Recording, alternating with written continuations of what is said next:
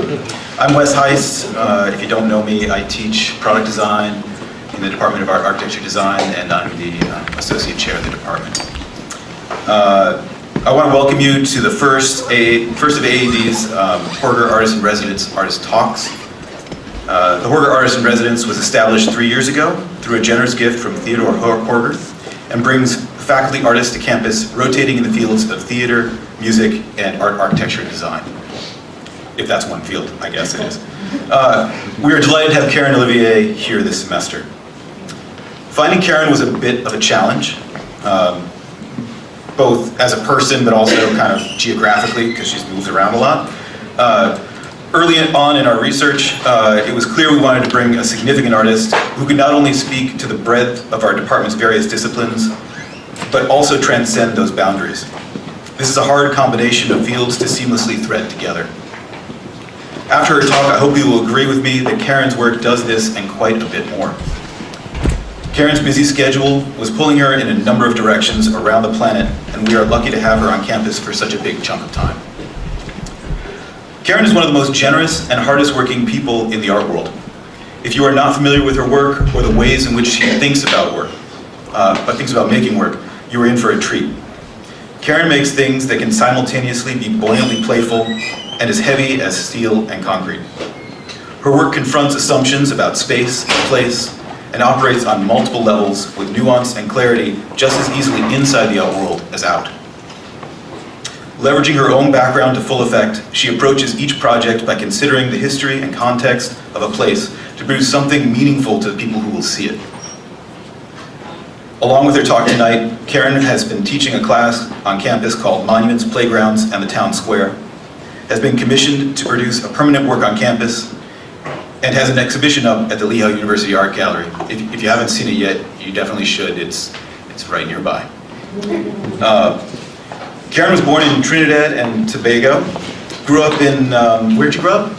Brooklyn. Grew up in Brooklyn. I have a blank there, because I forgot. And earned a Bachelor of Arts in Psychology from Dartmouth College, and a Master of Fine Arts from Cranbrook Academy of Arts. She's an associate professor and program head for sculpture at Tyler School of Art. On top of countless residencies and exhibitions, she's won awards from the Guggenheim Foundation, the Joan Mitchell Foundation, the Louis Comfort Tiffany Foundation, and the Pollock Krasner Foundation. Karyn is, tonight and at this very moment, skipping the ceremony where she is being awarded the Rome Prize in order to give this talk. Don't worry, by skipping it, she's still going to get it. Please join me in welcoming Karyn Olivier.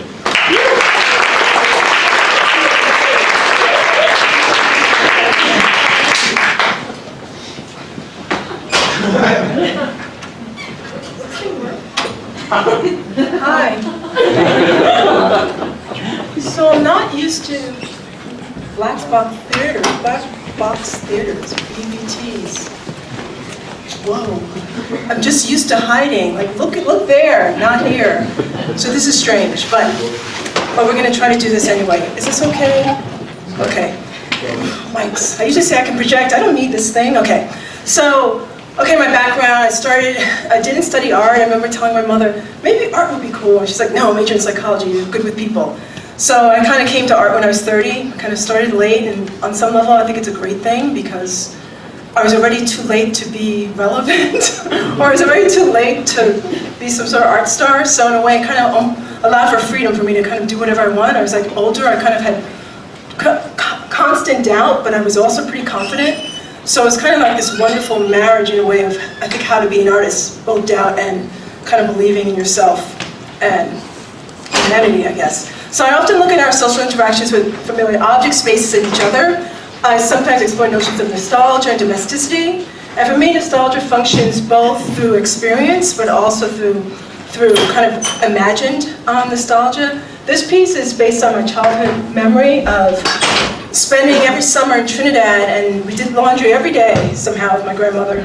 And I'd hang clothes with her, and then in our Brooklyn apartment, we would hang clothes between the lines. So I decided in this space, it's the Soap Factory in, where is it, Minneapolis? I decided to hang all my winter clothes in this line, and I kind of wanted it to be, you kind of read the weightlessness of this piece. It's very melancholy. You know, the clothes hang like a surrogate for the body, but I also wanted to be funny and absurd. I mean, it's in a soap factory, and of course, winter clothes is not what you hang on a clothing line because it'd be too cold. So I was hoping to use that history. This piece I did at the Greater New York Show. Every 5 years, MoMA PS1 has an exhibition of, you know, artists who you should watch out for, or whatever. So I did this architectural intervention. I was thinking about object adjustments, I was thinking about space rearrangements, and again, it goes back to Trinidad. You don't look at it, you look at it and think it's a minimalist, surreal, mining that, which I am mining that, but it was really based on my experience in Trinidad. Going in the summers, we didn't really watch TV. Well, we could, but it was like, you know, shows from the United States that were 5 years old, and political shows, which as a kid I wasn't interested in. So the coffee table really functioned. We hung out there. You know, my parents would sing, my grandparents would dance. I mean, it was really a social place. So I was thinking, what's happened now that for me, my coffee table functions as like the place to put my food as I binge watch something. I mean, I think many of us do that. So I was thinking, like, how can I make it tangible? How can I kind of reactivate it? How can I make it part of the room again? So I decided just to be very, very blunt and obvious with it. I decided to make a column, a faux column, and in a way, it's kind of like you can't deny it, and it's definitely not to surrealism. And people believe the fiction. I mean, I had a guy at the opening, a huge guy, like lean and kind of, you know, detached from the ceiling. And he was like yelling, like, I didn't do that. I'm like, yes, you did. You broke my piece. I spent a week repairing it. But I think as I'm trying to, like, I feel like in my action of trying to wake it up or activate it, I kind of rendered it mute. Now there's kind of no place to put a coffee cup or anything, but I kind of was wrestling with that. This is a piece, well, this is based on a Roman, that I'm actually going to now get to see going to Rome in the fall. I've been obsessed with Roman outhouses and the communal toilets. And I was invited to a project at the Vanas Foundation, which is an amazing sculpture park. They have an amazing Kunsthal, and they have the largest organic farm in Europe. So when I went to do my visit, I really spent a lot of time with the cows and at the stables, and I was thinking about how all of their private activity happens in the public, but I was also thinking about, not that long ago, I would say 15, 20 years ago, maybe, there were still communal outhouses in Sweden. So what's happened that at once it was so common, and now it's something that we kind of we've kind of lost that way of communicating, that we've lost that way of that kind of intimacy. So I decided to make a 30, this looks funny from my end. From my end, it looks like, whoa, did I make it swervy? From you guys? No, it looks good from there. Okay, it looks totally like that. So I decided to make a 30-seater to kind of like push it all the way. And of course it's a nod to Donald Judd. You know, the drip stains, it looks like I'm pissing on my art heroes like Donald Judd and Smith and all those white minimalist guys. Why do I love them so? I love them so, but I have to, but it's okay, because I'm pissing on them too and shitting on them. Okay, so this is at the Sculpture Center in New York. It's this great space for like, well, lots of artists show there, but at the lower level they have, they use it for emerging artists. So I kind of mind the building's history. It used to be a trolley repair shop. So I decided to fabricate a concrete street with the embedded trolley tracks, and I named the piece after a trolley that ran in the neighborhood. So above you saw the cable lines. And what was important for the piece was for it to be a seamless insertion into the architecture. I think it wouldn't have worked otherwise. So people kind of missed it. And then you recognize it, and then you kind of realize the absurdity of it. You wouldn't have a sewer at the lower level. And it was interesting that, to me, often the work is very specific, but somehow the specificity, for me, allows a universality, or allows people to enter different points. I mean, I had a Holocaust survivor cry, and I was holding her when she saw this piece. I mean, she's like, this is like I'm having memories of, you know, the end of the tunnel, not knowing where I'm going to end up. Someone else suddenly referenced the Underground Railroad, and now I think about that book, the Colson Whitehead book that came out, about like literalizing that with the railroad. So this is actually a de-install image from my thesis show at Cranbrook. I decided to lower the ceiling of this gallery space. The gallery space was maybe, I don't know, 20 feet by 10 feet, and it had these two shallow domes. And I decided to lower the ceiling by 3 feet. And so the shallow domes became these deep circular cavities. And it really was seamless with the architecture. People missed it, which is so, I'm always so amazed how myopic, I am this way too. You can be so myopic and not notice that the ceiling is a little low. And the Being John Malkovich came out like a year beforehand. But whatever. So I'm interested in the idea, like, hey, you recognize it seems strange, but the idea of like, do you cross the threshold? Is it worth it to kind of bend down, kind of decompress, and have to see what happens? And I like the idea that you can't judge. You don't have access to someone's face. And I think we do a lot of our judgment based on that, so I kind of like that. You have to kind of be vulnerable and take a risk. So once you kind of decide to enter, you kind of bend down from the compressed space and kind of stand up in this cavity. It kind of felt exaggeratedly bright and expansive. It felt very James Turrelli. I think the curved sheetrock kind of allowed for this kind of spatial disorientation to happen. But the piece was called Whispering Dome, so it's really a sound piece. So you kind of have that kind of solitary experience where once someone else enters the room and they speak, your voice becomes other. Like the acoustics, the curve kind of does this weird thing to your voice and sounded different in each space. All of a sudden, people stopped having conversations. They were just kind of making music. So I like this piece. To me, it's like the best piece probably I think I've ever made, even though it was my graduate piece, from 2001. But I feel as the expectations kept shifting, and like the piece didn't sit still. So this I did at Socrates Sculpture Park, also in New York, and it's a great park. It's an art park, of course, but it's very much a neighborhood park. They have film screenings, there's yoga every Saturday morning. So I was thinking about my childhood experience of going to Coney Island. Like we'd go to Trinidad in the summer, but at the beginning, early in the summer, we'd go to Coney Island, and they will wait till every seat is filled. So you can wait 40 minutes to get on a ride, like literally. So I was thinking about that experience of being a kid, and you want to, like, the ride ends and you want to stay on. They're like, no, get your ass out. You have to go back. So I was thinking, what would I want as an adult? So I was thinking, maybe I could have a ride that doesn't end. Maybe I could have a ride just for myself. So I built this pretty stark carousel. So when you enter the park, you recognize it right away. When you get closer to it, things start to shift. It's like there's no music, there's no lights and bells, or there's a little rope lighting down there. And I had it go clockwise, in our carousels actually go counter. And for me, it was important for it to go forward, so it kind of doesn't pull it a little bit away from nostalgia. And I was thinking, like, once you're on it, this familiar thing became strange. And I think I was exploring aloneness and not necessarily loneliness, though I think that could be part of it. I was thinking about amusement parks are these sites that are kind of bombard your senses to the point where you lose yourself. And I was thinking, I wanted to kind of create something antithetical to that. So in a way, you're kind of alone, you could do that same thing. You're kind of having to contend with yourself. You could kind of lose yourself in that activity. And it was, I had different people respond to it. I mean, I had someone I really admire and love. She said she sat there and just cried, weeped like for an hour on it, Linda Earle. And then I've had, and then when I went to record it, the loneliest man was sitting there, and I just thought I made the saddest piece. But then the park had this event with like all these kids, and all of a sudden at some point there were like literally 50 kids on this thing trying to break it and make it go faster. Literally, I'm like, please. And then so the kids left, and then literally that woman in the pink shirt, you can't see her friend, she was like holding like a baby. So it kind of went through like the range of emotional and kind of psychological experiences I hope for the piece. So I've been fascinated with tetherballs, which is so strange. It's a game I've never played. I have such nostalgia for it. I think I kind of enjoy that I have this imagined experience of it. So in this case, instead of one bright yellow or blue ball, I made tetherballs. So there are 130 of them, and I decided to cover them with clay powder and pigment powder. So from a distance, it read as concrete, and I thought it was an interesting idea that this game that to me is all about a dance with the sky and movement, all of a sudden it became stagnant. It felt like a modernist architecture that was supposed to be universal and completely failed. Like it just didn't work. But then once you came up close, you realized it was just powder. It was really an ephemeral piece. You touch it and it kind of moves as this mass, and kind of like the dust kind of falls. So I was asked to, the New York Center for Art Commission, it's like, Karyn, we love your playground stuff. Yeah, let's do something. So I gave them all these cool ideas. It's like, what about a handball wall with a slide going through it? Because kids never use things the way they should. Let's make stuff that's like, they're like, no. What about, I gave them so many ideas. I was like, fine, I'll just make a tetherball monument. A monument to the tetherball. I'm like, yes, that's perfect. So I'm like, okay, let's make the boring sculpture. But in the end, I think I really like it. It's called Tetherball Monuments. I guess my hope was that this kind of absurd scale shift would have different entry points. It'd be kind of funny and absurd and ridiculous, but also maybe you'd have the same sort of reference or approach the same sort of humility you would with a serious monument. And I was thinking how it kind of referenced the flagpole. I was thinking about how playgrounds can be a victorious place.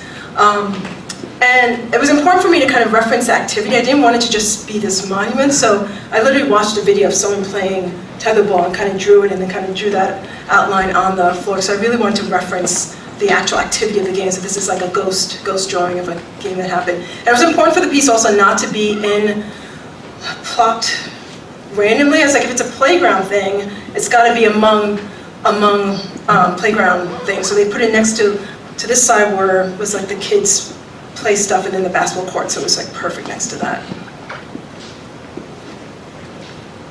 And then a friend of mine didn't know I did this piece, and it's like, Karyn, we're trying to touch it.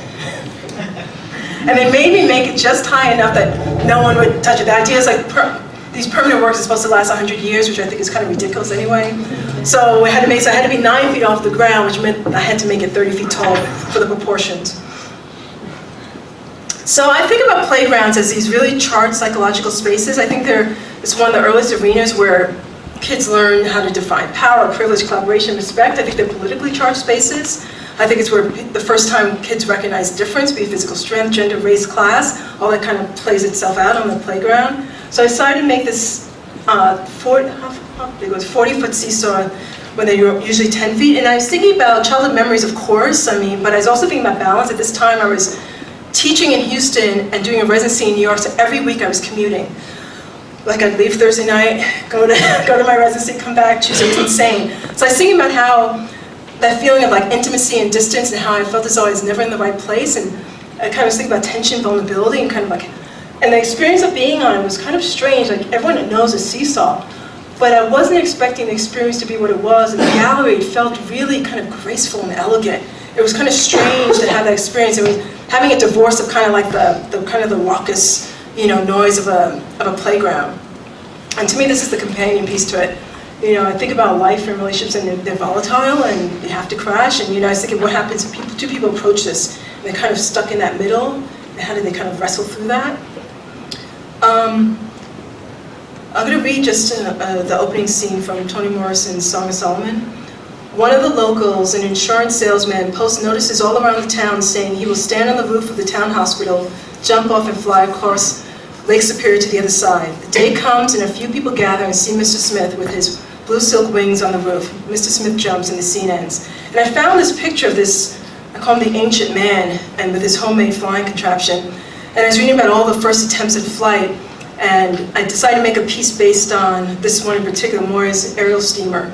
On the first day of launch, it kind of went up like 8 inches and kind of like went down to the ground. So I was thinking about desire and how it shares the same psychological space with futility. And my dear friend, Sigurd Sancho, published this book called Great Hope, The Persistence of Melancholy.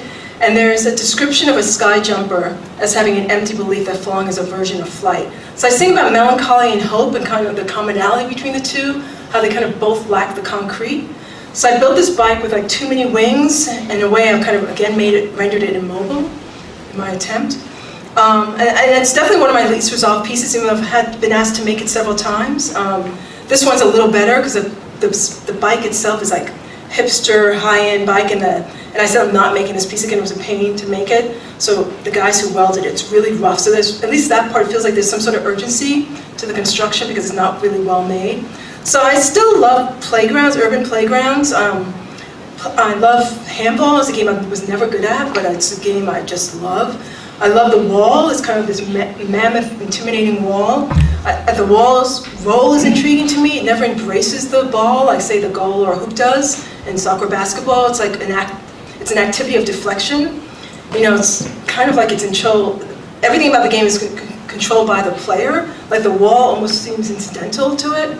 And I think about its relationship to minimalism. Minimalism is always all about the engagement and the experience, almost like about everything that's happening around the context to create the meaning. And then I just think about it, it's like the most proletariat, democratic game. You just have to show up with a ball. So I decided to make one in a gallery, which was a nightmare, by hand. So I decided to build this, and I kind of like the idea. It's in the gallery, so now it has a new function. So is it a barricade? Is it demarcating territories? Is it a new, gallery wall surface? Is an invitation to play in a museum? So I kind of like literally had to mix 80-pound bags by hand. So in a way, it became a painting because I couldn't. And I decided to put a ball in the rafter because there's always a ball that you never get back. And I was so tired.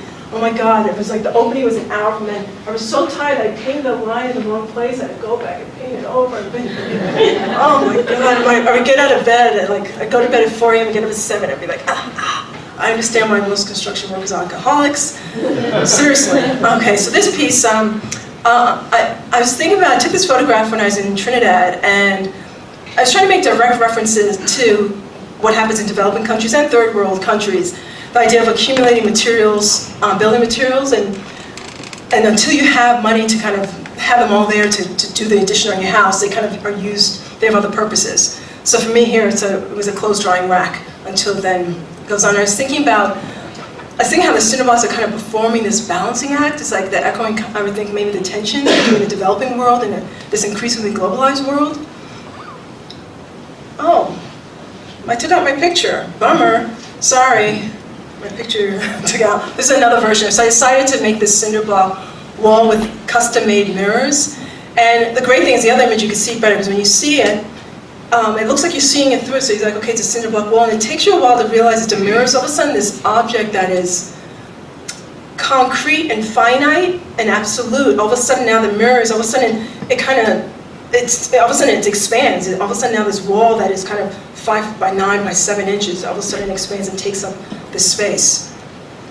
So I was given a grant by the Creative Capital Foundation. Did you ever do anything at Creative Capital? What did you do? I did like a workshop thing. Oh, cool. Oh, I'm sorry. Yeah, you give me a talk right now. Yeah, but I'd much rather that kind of thing, right? So I converted 13, so I got this grant. I was super excited. So I left New York to do a residency right like a week before September 11th. So it was a very strange time to be in Houston, and I was so aware of the billboards being, it was like sky and billboards is all I thought. I was thinking how in New York it's such a different feeling how you experience billboards. So I kind of wanted to do something, and I lived in Houston for, I'd say, four years. So I decided to convert 13 billboard ads on the freeway to photographic representations of the landscape that exists directly behind it. So I really wanted to engage the daily commuter on their drive to work. Like I had to become a driver, like a commuter as well. I wanted to be a homage to Magritte's painting, the human conditioning of it. One was the painting of what's beyond it, and also to Felix Gonzalez Torres's billboards from the early 90s. I don't know if you guys know those. Like they had some of them were like an unmade bed. So it's like he's making reference to his lover that he lost. And I remember I used to see it every day on the way to the train when I was working at Bloomingdale's as a buyer of designer handbags. And I was like, what is that? But I was so aware, I was like, I don't know what this is, but it really kind of stuck with me. And it was like years later I found out, it's an art piece. So I'm always thinking about Felix Gonzalez Torres and how important he is for me. So my hope was to surprise and awaken commuters as I kind of uncluttered the landscape. I was thinking about, I was hoping it could kind of counter the saturation, kind of allow some sort of pause or a breath or an opening. I like the idea that this is a piece that has public participation, even though they are unknowingly participating in it. It doesn't have to be physical interaction, but they are engaging with it in some way. I kind of hoped the billboards would announce themselves like a public whisper. Samuel Beckett has this line, simple things can be powerful antidotes to everyday blindness. I wanted them to function like temporary monuments. I was thinking that even though it's a really simple gesture, I think and it has metaphoric power, I think it's more important to me for it to have real consequences, like the billboards did colonize an advertising platform and reduce commercial ads for a month. So I was hoping maybe to kind of provoke thought about kind of like the ubiquitous and insidious nature of marketing. And this to me was like a direct nod to Felix Gonzalez again, that piece, The Perfect Lovers, where it's the two clocks that start the same and eventually kind of go a little out of sync. And I also was thinking about how, to be very clear that it's not nature, I'm not actually inserting nature back in, it's still artifice, this image, it's just a representation. You guys bored? You all right? Hanging in there? So it's one of those pieces that was all about the incidental viewer. The author's not important. I often think with public art, if you're thinking about the author, that something's wrong with the piece. And I was thinking how my only real gauge of this piece was, like one of the last nights there, I was trying to document it I was on the shoulder of the highway, which was pretty dangerous, dumb, but you're an artist and you have to document your work. Document bad pictures of your thing, of the bathroom piece. Okay, so I was there, so state trooper comes up, lights, he's like, you can't be here, you have to move. And I was like, no, I'm an artist, I'm taking pictures. And he's like, oh, you did that? He's like, I've been driving for the past month wondering what they are. He's like, are they art? Is it protest? He's like, okay, how much time do you need? And so he stayed until I finished Kept me, I'm gonna keep you safe like a strong Texas man would do. It's kind of great. So I love that it was on the news and all that, the normal sources you would expect to see it. But I like that my only real gauge was this state trooper who I know was not into art. So I was invited to be part of this contemporary Caribbean exhibition at Real Art Ways in Hartford, Connecticut. And I decided I didn't want to do anything in the museum. I just figured it's the 4th largest Caribbean community, so I should do something there. So I was thinking about my relationship to Trinidad. I was born there, I left when I was 1. But I love everything Trinidad. I love the roti, the soca, the dance, the mocha jumbies. I mean everything, steel pan, all of it. And I was thinking but I started thinking about other signifiers of culture, and I started to think about thinking about how few Caribbean titles I'd read as an adult. My education was decidedly American. I took 1 Caribbean literature class in college. So I was wondering, if my tie to this place was a superficial one. So I was thinking, when was the last time I read a poem by Derek Walcott, which I actually did recently, or reread Crick Crick Monkey, one of a classic novel from Trinidad, or picked up the latest Edward Dandicat, which I'm making my students read, not these students, my other students. So I was thinking that, I think maybe making a library would be like the remedy, and I'm thinking if I'm feeling this way as an immigrant, I'm sure others do too. So I created this functioning library of exclusively Caribbean titles inside ACA Foods Market. And so the books were organized by category and region, arranged on the shelves with the products. So this is on the left, that's all jerk sauces. I love that. So you have Jamaican authors are there. Political titles had to be with the hot pepper sauces. So it was Slavery and Social Death. That book is no joke. But anyway, it's a trust library, so no library card was needed, no specific date of return. You were just kind of trusted to return them when you finished digesting them. My hope was, I guess, to expand what we imagine the consumables of a market to be, particularly when it's trafficking in nostalgia for home. So I was hoping, I could be, you could slow down and kind of relish and browse and kind of maybe take in the imperishable produce, of our West Indian heritage. I was also thinking about disparate economies existing alongside each other. The shift from this, how do I shift these economic exchanges? So at the same place that borrowing and lending is happening, the same place as monetary exchanges and capitalism happening, those things could happen in the same place. I was thinking about blind spots or underused spaces, and hopefully I can reveal something else with that. And in a way, my books were just filling in the gaps, until new products came in. This was personal. At the beginning of December, we start preparing our black cakes, so you get these candied fruits, and you put the port wine and all that stuff. So for me, I did put the Trinidad titles here. This was to diss the small islands, so they're by the beans. Guyanese titles, children's books were the cookies. Sorry, I don't want to diss Haiti. The Haitian books were by the soft drinks. The cultural books, from a book on Bob Marley to mocha jumbies I decided to put it by these drinks that to me are so curious. Some of them are these ancient medicinal tonics that are amazing, and then others coming out of Jamaica called Bedroom Bully. But speaking to kind of the complexity of the islands, and I thought it was the appropriate place to put these books. I was interested in language and how language changes, so things could change meaning when they're rubbing up and next to each other, skin folk with hard dough, and what that could mean. And this is how I hoped it would function, and it kind of was, once it was installed, it wasn't mine anymore. It's they could do with it what they wanted. And I think it was up for a year, and then they had to move the books to a community center down the road.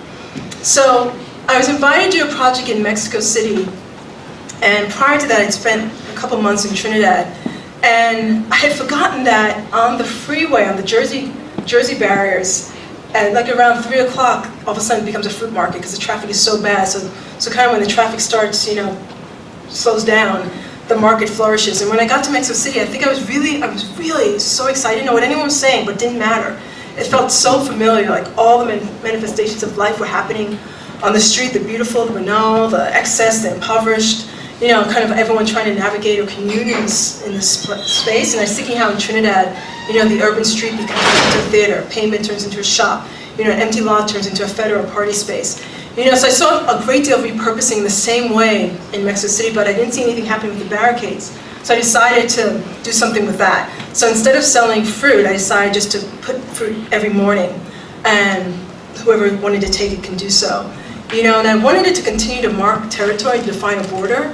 So the displaced barricade, instead of being on the street, now it's on the sidewalks instead of gauging with cars. it's now dealing with buildings and pedestrians. So I was hoping it could maybe announce itself and have you kind of be aware of the kind of the physical and psychological space it was taking up. And I was thinking, in Mexico City, well, in many places, I was thinking about those Spanish cathedrals, and they had these, 18-inch to like 2-foot-high thresholds that you're supposed to step over. And the idea is that you should have to pay attention so that you can be aware that you're entering this sacred space, and which is, of course, problematic. Colonizers ripped down the existing culture to put the cathedrals up. But I was thinking maybe I can, with the Jersey barrier, maybe it could do the same thing in terms of inserting some degree of reference that you could have in terms of entering a gallery or what the gallery experience could be. So for the duration of the show, it was up for 3 months. It was filled every morning. I never saw anyone take it, but by mid, I was going to put a camera up, and I was like, that's dumb, just let it be. By mid-afternoon, it was gone. I would say by 1 o'clock it was gone, and then it just started taking on other purposes. People were sitting on it, people were having lunch there, and it was kind of reminding me about the eternal mutability of objects and their transformative power. I was thinking about the shift in their function, their use, their usefulness and value, and I think also about the mutability of spaces.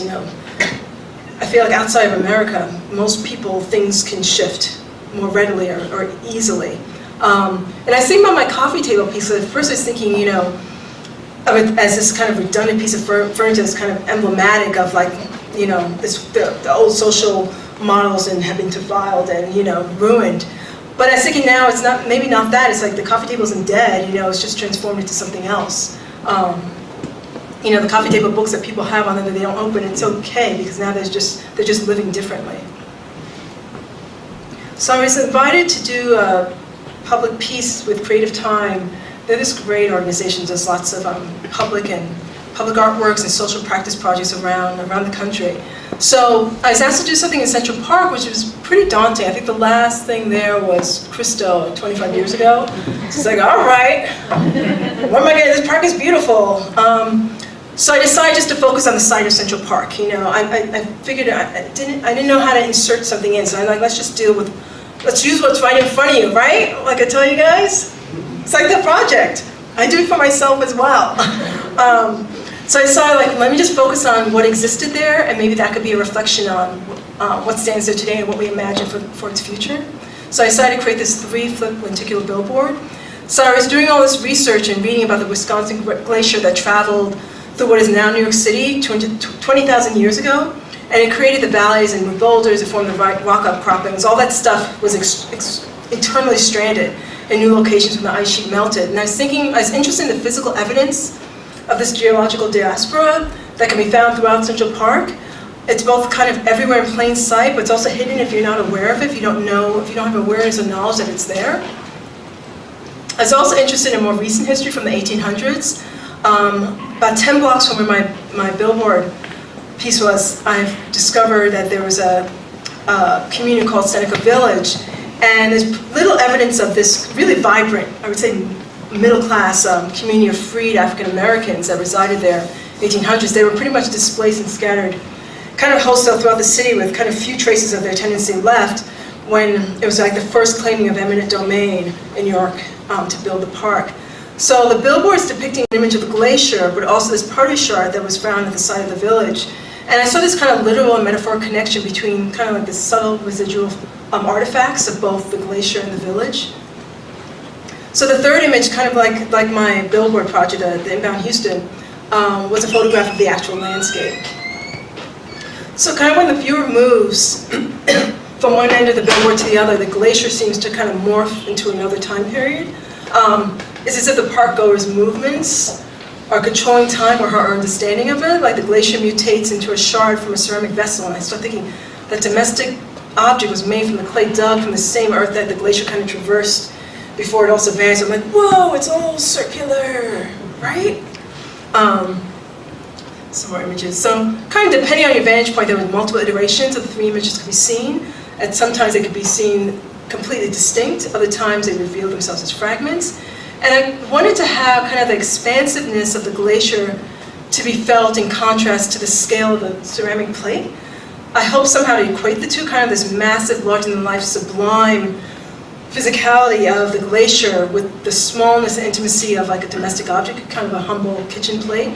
And what does it mean to position these two opposing scales and physicalities into the same image? And at varying distances, it also kind of compressed. All of a sudden, the idea of 20,000 years were kind of compressed in a, in a quarter inch. It was kind of intense.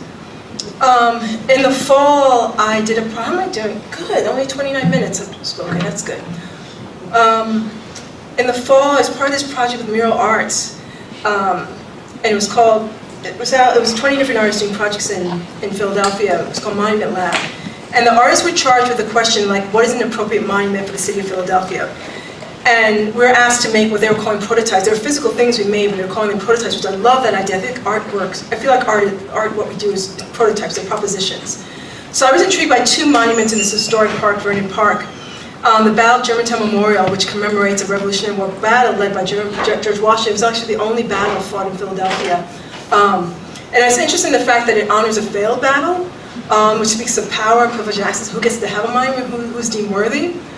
I was super intrigued by this one that's in the far corner that had ratchet straps up until very recently. And he's the man, he should be in the center. Francis Daniel Pistorius, he was an early German settler. And he brought kind of a lot of the first Germans over, and the neighborhood is actually still to this day called Germantown. And I found that he led the first Quaker protests against slavery in 1688, so we're saying almost 200 years before it came to pass. I found out that during World War I and II, they boxed over his monument. It was felt that the language was too Germanic and the look was too foreign. Other was just like, we're back, we're back. Well, history just repeats. Histories should be written in pencil. Okay, so I was interested in this immigrant, who fought for the freedom of blacks, of slaves in this country, but wasn't considered, American enough. Washington, who fought for America's liberation from British rule while owning slaves. So I was thinking about the paradox and the complexity of these disparate histories that make up America. So I wanted to use that history in my intervention, my proposition. So I decided to shroud the Battle of Germantown Memorial in a mirrored surface. So in effect, I boxed it up like the Pistorius monument was in years past. So I hope the physical concealment with a reflective surface would allow the monument to feel expansive and accessible, maybe less intimidating than like the colossal nature and the kind of the material heaviness, weightiness usually permit. I was interested in visibility. I knew it would disappear, and I would go to the park and say, oh my God, it's gone. And I'm like, Karyn, no, it's not gone. Like literally every time, like, oh my God. So depending on your location in the park, it really disappeared. It was kind of unnerving. And I knew it was going to be in conversation with the Confederate Monument debate. And I was interested in what invisibility reveals, what does it bring to the fore, what does it challenge, what does it suggest about notions of access and privilege. I also was thinking, like, if we choose to spotlight the hidden, how eventually will that affect the legacy of the status quo? And it's a neighborhood park. I was hoping, the invisibility would make people see it again, notice it again. I live a couple blocks away, and it's a neighborhood park. It's not a touristic park, so I was thinking about I wanted to do something that could affect the people who are going to see it every day, because there are a lot of regulars. So I was thinking of these kind of monolithic, imposing, penetrable sculptures, and how the park goers kind of maybe take them in perhaps from a physical and maybe metaphoric distance, perhaps because they see them all the time, so you kind of just don't see it anymore, or maybe because they think that they have like little meaning or relevance in their lives. So I was thinking, how can I take something that people kind of don't even see because they're so familiar and make it uncanny? And this guy kept on freaking out. He was biking really fast and stopped, and it was like doing that thing. So I liked that it did that thing. I like that you could see the world around, above, behind you, reflected directly before you. It's like a rainy day. I was hoping it could allow each of us to see and imagine our critical role in the ever-evolving American narrative. Can this monument reflect my joys, my disappointments, my hopes, I think monuments only function if they're both humble and grand, and I think this one kind of is getting close to that. I think monuments are established with the assumption that we collectively decide that something is important, should be honored, celebrated, but we know that in reality we all don't have equal voices in that mandate. So I guess I was hoping this gesture could be a temporary corrective. I was hoping to engage different axes, kind of disrupt the verticality that you often have with monuments, allow it to be this like kind of living, breathing entity, kind of rid of the single perspective, the single perspective which is supposed to be universal, which we know is always false.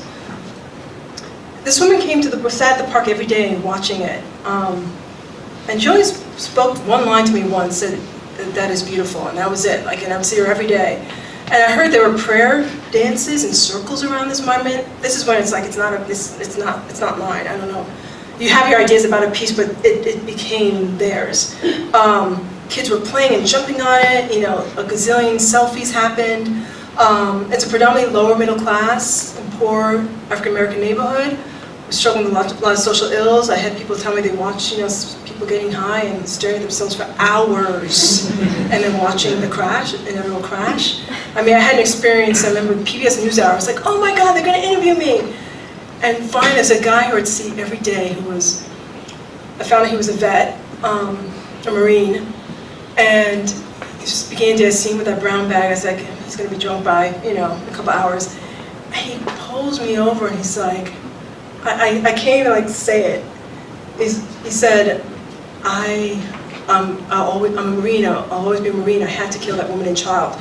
And I'm thinking, like, that wasn't me. That was like the piece allows something. And I think people felt as though this is a poor neighborhood and they're willing to spend this money. Maybe they know we're still here. They haven't forgotten that we're here. You know, I had this other guy say, you know, how much money is it? You got how much, all this money you spent on this piece when people are starving. I said to him, what, are you saying that because we're poor, this is a poor neighborhood, that we don't deserve beauty? So, I mean, so in a way, in the end, it ended up being a space, people kind of in the neighborhood rallied around. I had people say, oh, people are going to graffiti it. No one did anything. It was like a sticker that a kid put on it one day. That was it. So it was a thing that was kind of beyond what I could have imagined. You know, so it's my neighborhood, you know, so I wanted to kind of reinforce that the park is ours. We can claim the space fully, not just the benches and the walkways and the greenery, but like the monuments, you know, we can become the monument itself. So this is in the gallery. I think this is the last, I'm going to show two of my pieces and then show my students' work.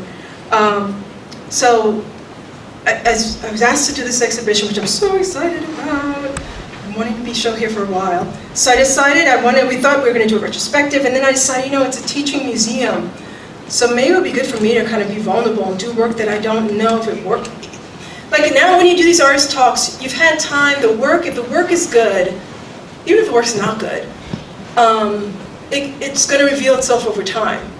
You know, it could be revealing itself over time because the work is allowing it, or it's revealing itself because the context is shifting. You know, so, oh, why did I start talking about that? Oh yeah, so the idea of a retrospective is like, yeah, let's do the greatest hits. It would have been great, because I have some pieces that I just love. But then I like the idea that this piece, I know why I wanted to make it, but its reason for being is still evolving, partly by things people say to me, partly by its longevity, partly by the location of where it's existing. So I kind of like that it's a work that I have ideas about it, but it's not set. Like other things I kind of know what they are almost fully. So I decided to build this 10 by 20 foot wall.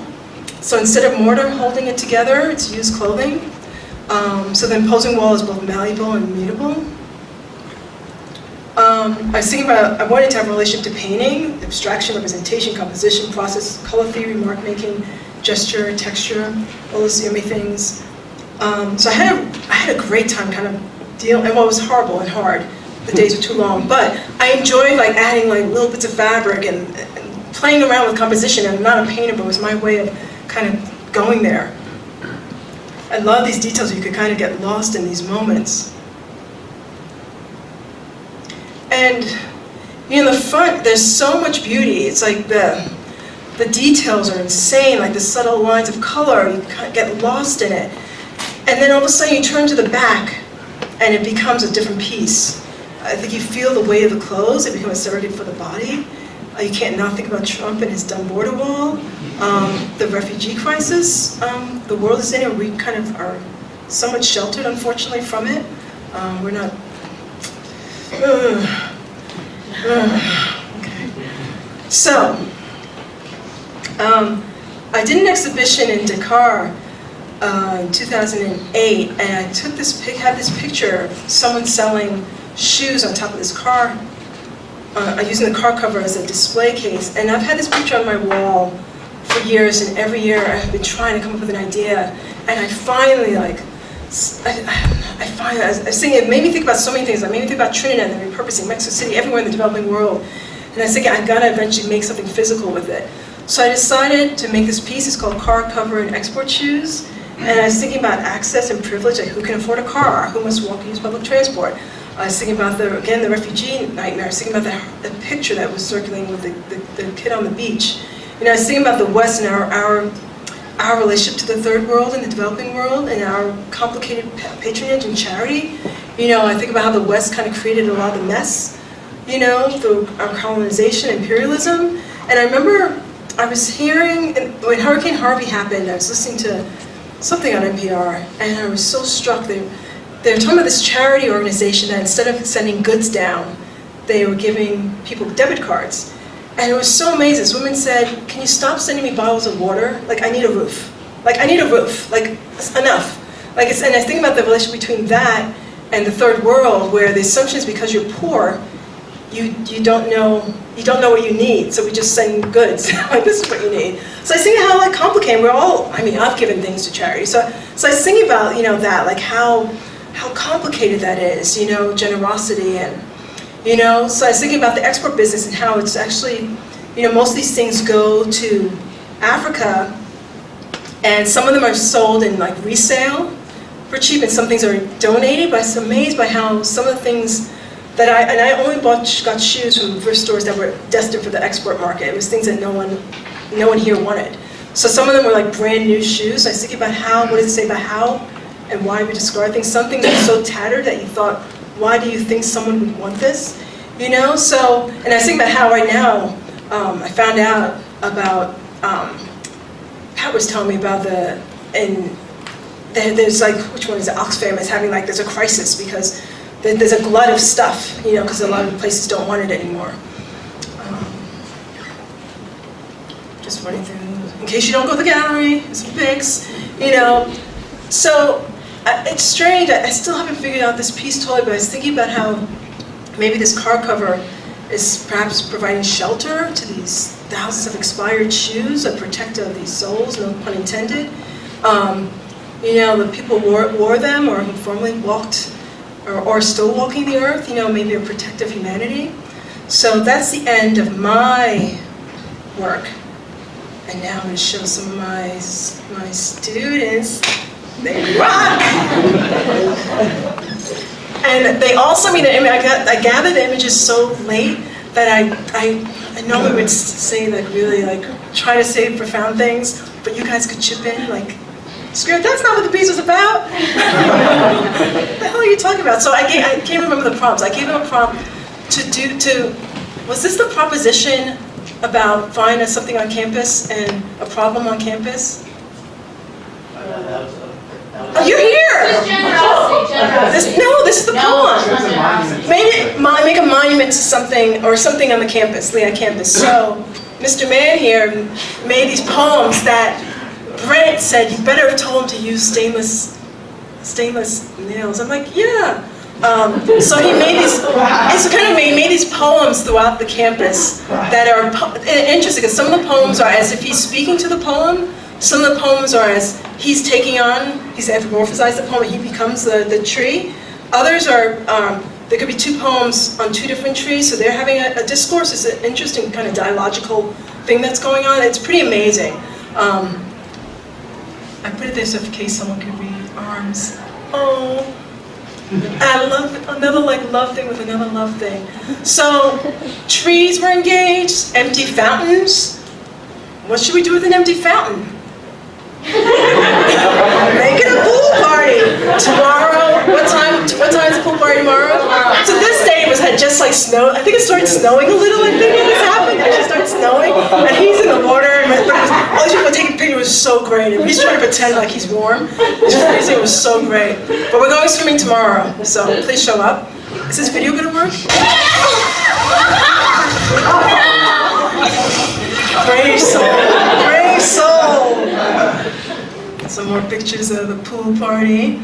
So these chairs in certain classrooms became sites for almost diaristic poems and prose about the relationship between students and administration, students and education. What is the right space for education? Should it be in these classrooms? Is that the ideal place?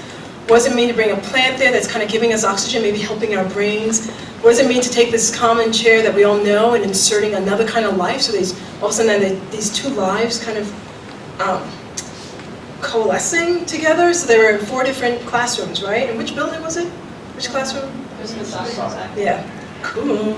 Then, I'm not revealing the culprit. The bathroom, the women's bathroom, strange that the stalls are this weird salmon color. And I never realized it was, I thought, what color, like, well anyway, one day I go down there and the whole room is painted salmon, which is so great. So all of a sudden it was like, oh, it was amazing.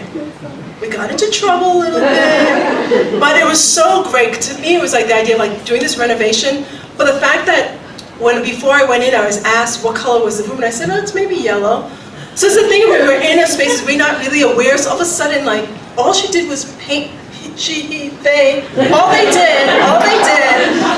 did was kind of embellish what was already there, and all of a sudden it caused controversy. Lehigh police were calling. I mean, literally, I got phone calls, you know?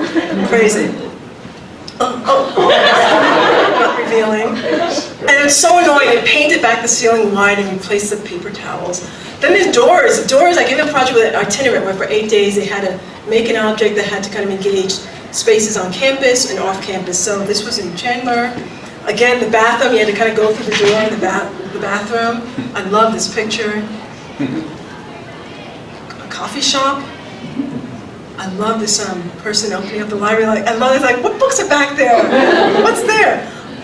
Olivia decided to kind of use the language and the graphics from like ADA regulations and kind of institutional signs. They made her own reserved. Is anyone sitting on this right now? Reserved seating for students who bring people together. I think one of them is in the house. This one says reserved seating for those with less than 3 hours of sleep. Love it. But also you did some things off campus too. I think,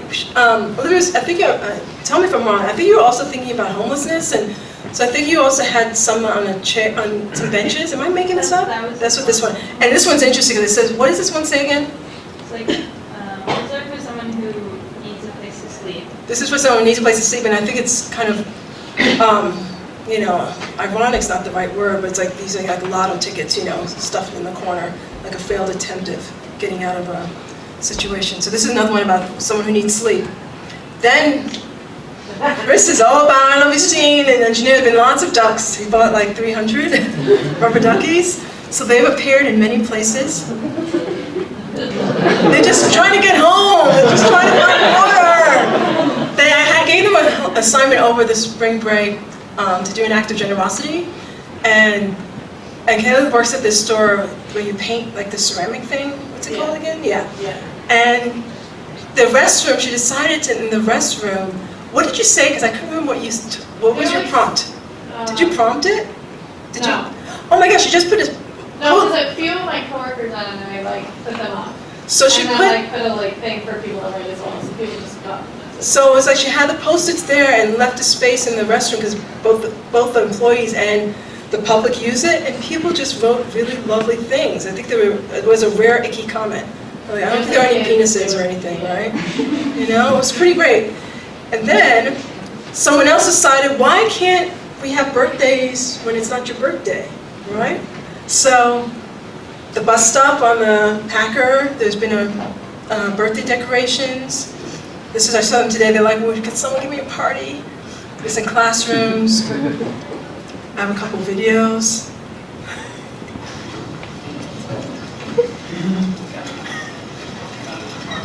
Happy birthday to you. Happy birthday to you. Happy birthday, dear Karyn. Happy birthday to you. You look so happy. Thank you. But I like it. Oh, that's okay. Here you go. I like the idea.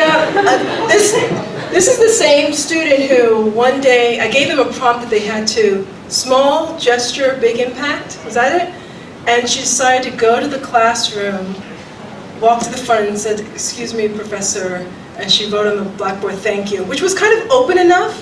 And then he kind of And then she left, and the class chuckled, and they talked about it for a bit. So I like the idea of inserting these things into spaces where there's an assumption of they're prescribed spaces, but what happens if you kind of just insert something that could allow for another possibility to happen in that space? This is another birthday attempt. I forgot how this one went. This is a different classroom, right? Happy birthday to you. Happy birthday. That kid wanted nothing to do with it. He's like, no.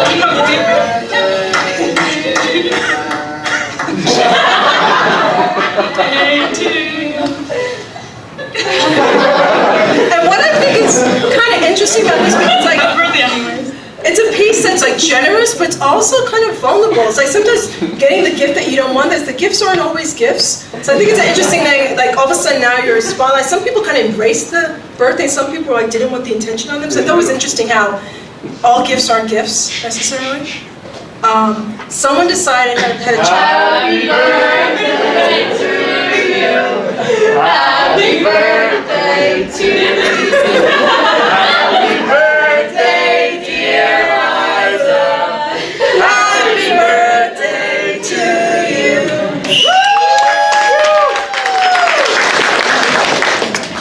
Fia decided to relive a childhood Where's Waldo love.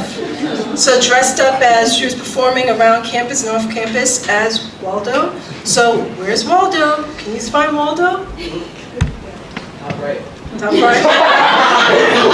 Where's Waldo? This is a Target. Self-checkout. All right, you guys are good. Where's Waldo? I'm so bad. But you get the idea. Another project that's generosity.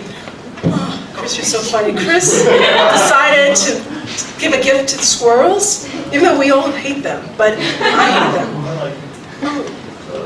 You always have to be always. So he decided to have food, like peanuts for them in the shape of a squirrel. So they're a little strange when they're eating themselves, a representation of themselves. But kind of great, right? And they were very suspicious of him.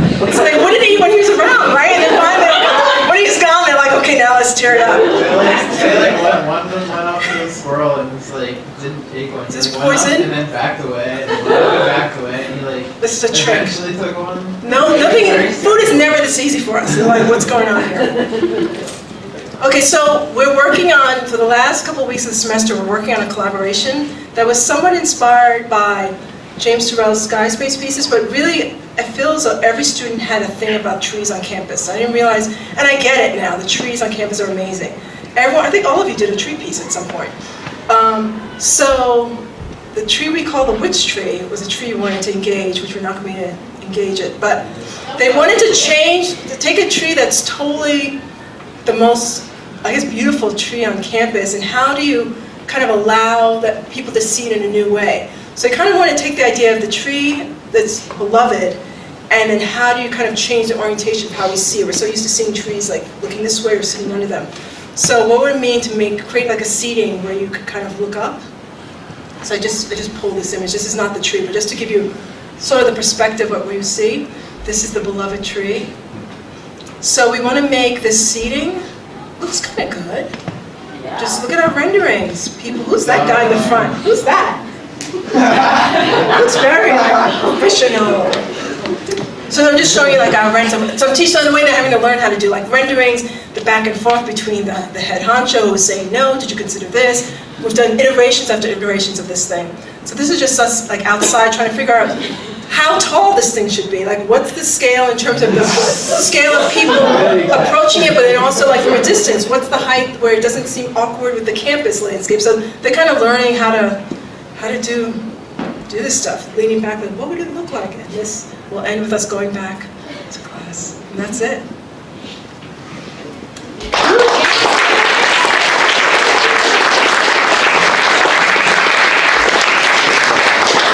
An hour.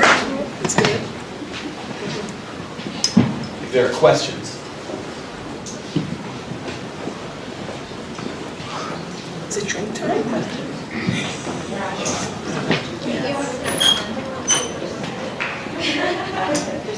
Oh, hey. Thank you. This was fascinating. You talked about your inspiration for a lot of the pieces, and maybe I missed it, but the brick wall that's here, what was your inspiration? Oh, that's what I was talking about. Because I was wondering if it's back I was thinking to about the the- cinder blocks of. Yeah, I love walls. I'm obsessed with walls. I'm working on a permanent wall here. It started with, I didn't realize I was making Trump work. It ended up being a Trump piece. You know, I think that was my first thought, was the damn border wall. Yeah. Do you want me to say more? Where does the clothing come in? So I was tying that to, that kind of tie, in the end I realized as an artist you make the same piece over and over again.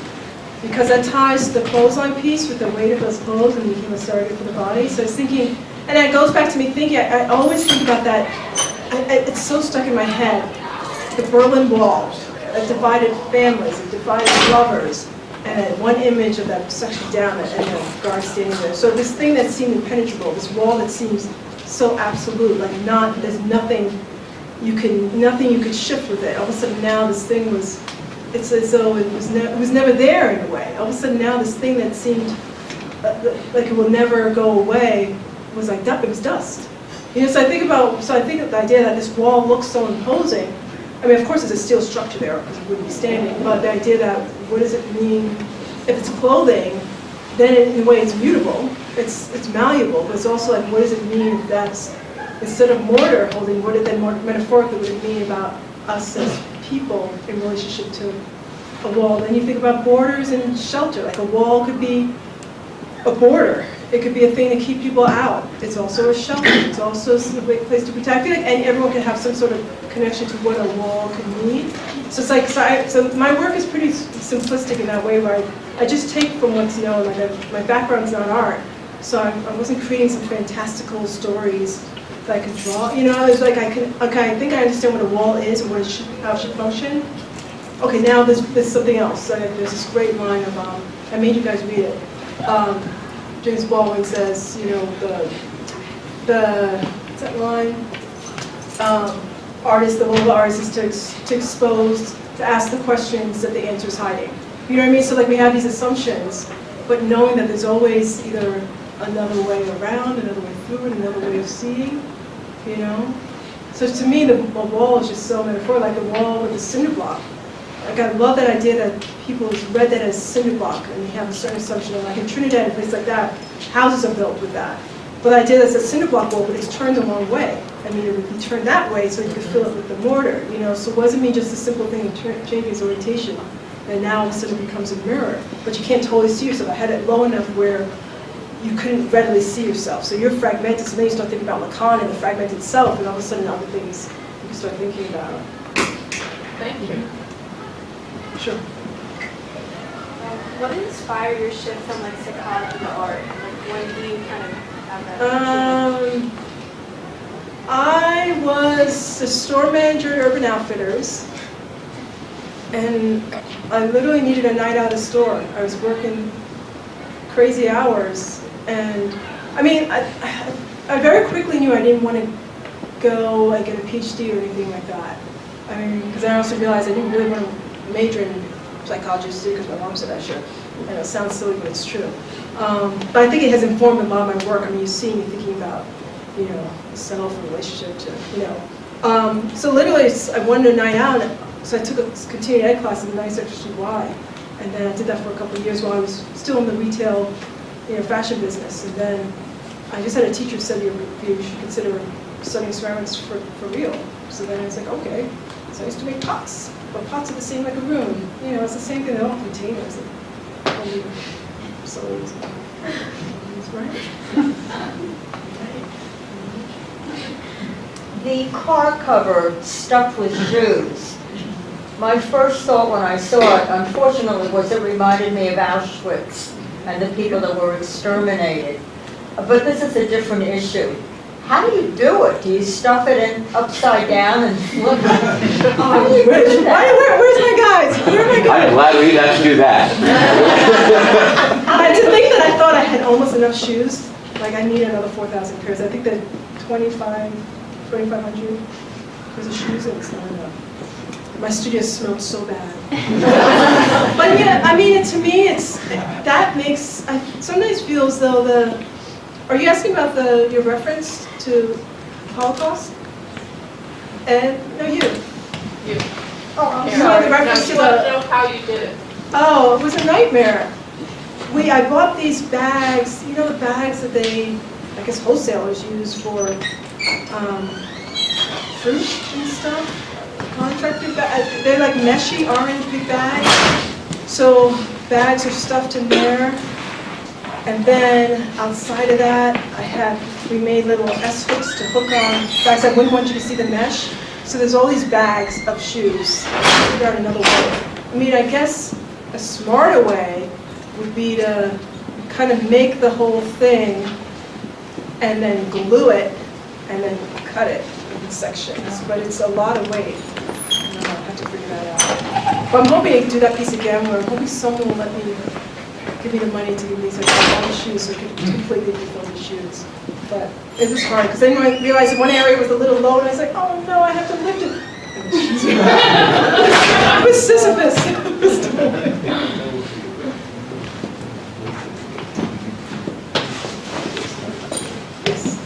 Karyn, thank you very much for coming and love your work, and especially now big fan of yours because you and I are the only two people in this room who have been to ACA Market in Hartford, Connecticut.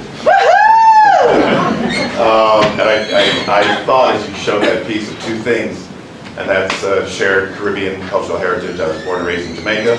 Jamaica! And I have lots of cousins.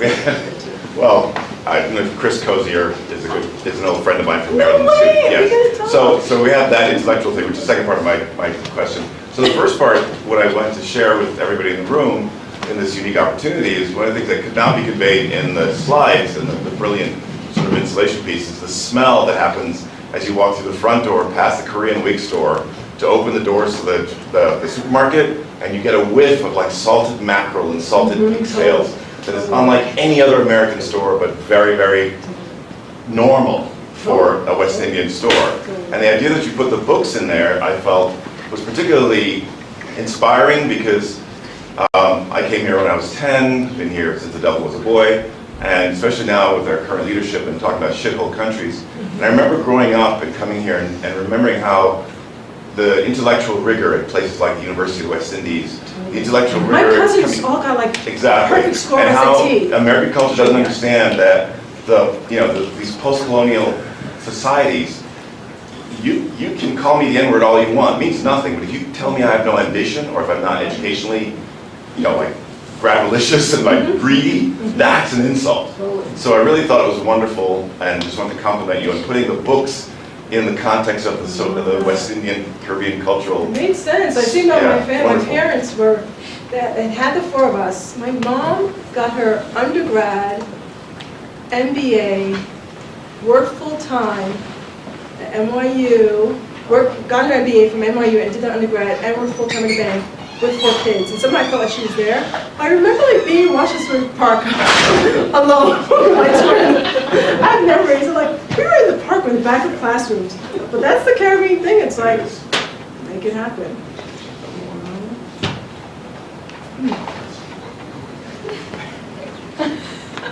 Why are you guys in the front row?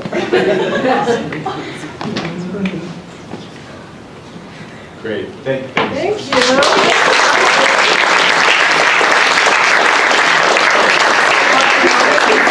We get more and more work, but you still only get an hour. So it's like,